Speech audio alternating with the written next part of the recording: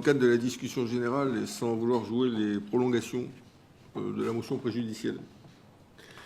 Je voudrais simplement rappeler à notre Assemblée quelques constats qui ont été effectués non pas par des partis politiques, non pas par des personnalités, mais des organismes experts incontestables, au premier rang desquels l'Inspection générale des affaires sanitaires et sociales, qui est venue ici en 2018, qui a rendu un rapport après plusieurs mois d'audition et de travail qui a été adopté à l'unanimité de notre Congrès. Au premier rang desquels le plan d'Occamo, qui a été adopté en 2016, avait un travail de plusieurs années qui a été effectué par le membre du gouvernement en charge du secteur. Et puis enfin, par le dernier rapport de la Chambre des comptes sur la gestion de la CAFAT qui date de juin 2022. Donc voilà des documents objectifs, précis, chiffrés, qui a priori auraient dû nourrir au préalable notre réflexion. C'est la base de la base, la matrice. Donc le constat, IGAS, une crise de confiance marquée dans le système actuel d'organisation, de gouvernance, de pilotage et de régulation de la protection sociale et de la santé. D'ailleurs, tous les indicateurs sont au rouge. La disponibilité des données, ce à quoi vient de faire référence le membre du gouvernement, parce que c'est bien beau l'indicateur, hein, mais comment les informations sont-elles centralisées? Comment sont-elles recoupées? Comment sont-elles étayées? Comment sont-elles identifiées? La disponibilité des données est trop faible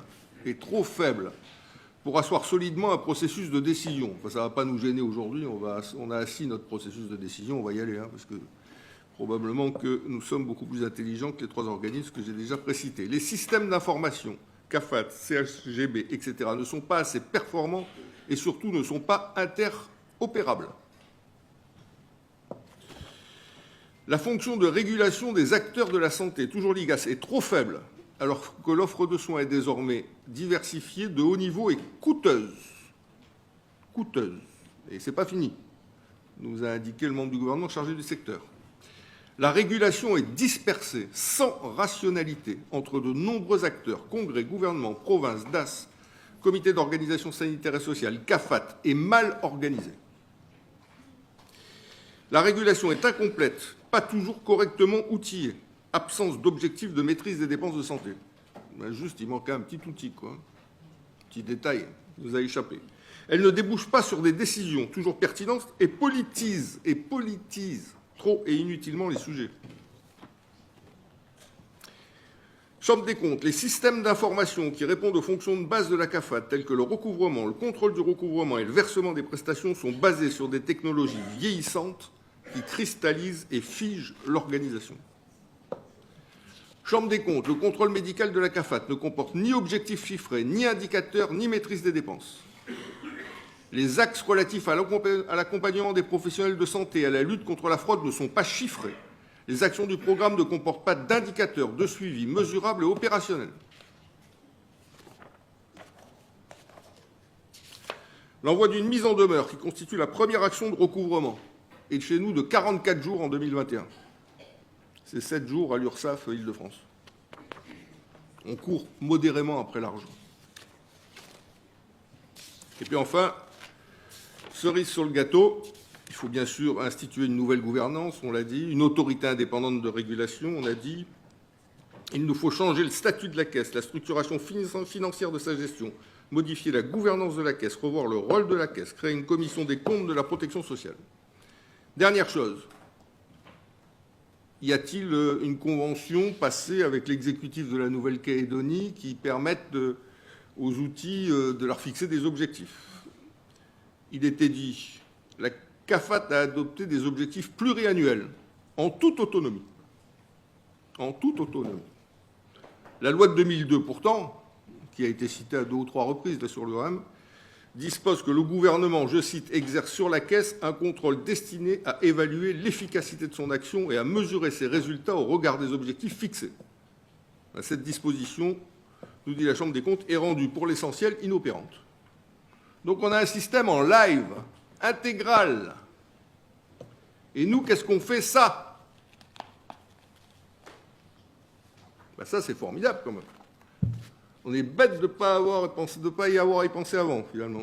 C'est vrai, quoi. Il suffisait de mettre les travailleurs indépendants à 13, hop, supprimer les réductions de charges des gens de maison, des ouvriers agricoles, des hôtelleries de l'intérieur et des îles, et les réductions de charges sur les bas salaires, Et puis, oui, 10 milliards en plus. Génial, non, on aura bien travaillé. Hein. Super, formidable. Finalement, on pourra se féliciter du travail accompli. Sauf que, rajouter dans le tonneau des Danaïdes, on l'a déjà fait. On n'a pas arrêté de rajouter dans le tonneau des Danaïdes. En 2014, qui a créé la contribution calédonienne de solidarité? C'est nous. En 2020, qui a emprunté 12 milliards au total, 5 milliards à la CAFAT, 7 milliards dans le cadre du prêt AFD pour financer notre régime de protection sociale en difficulté? C'est le gouvernement Santa. Il y a un an, qui a doublé la contribution calédonienne de solidarité? C'est le gouvernement Mapou. Ah ben ça, on rajoute des sous. Hein. Ça, d'ailleurs, à un rythme de plus en plus soutenu et de plus en plus fréquent. Et ça change quoi au système? On va redoubler ensuite la contribution calédonienne de solidarité. On va mettre 1, 2, 3 points de TGC. La matrice, c'est pas ça. Ça, c'est un sparadrap sur une jambe de bois. Au-delà des conséquences économiques que ça peut avoir.